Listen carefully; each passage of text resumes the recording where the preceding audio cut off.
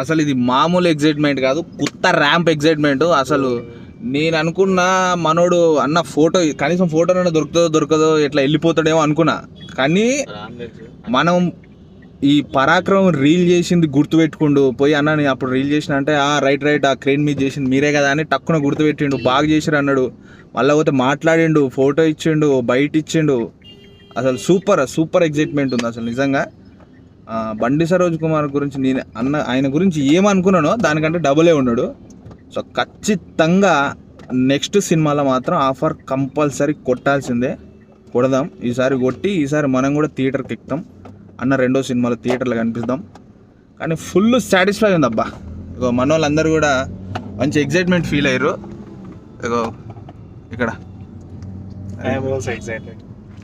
నేనైతే మస్తు ఎక్సైటెడ్ అబ్బా, సూపర్ ఎక్సైటెడ్ అసలు. లైవ్లో శివ అని ఒక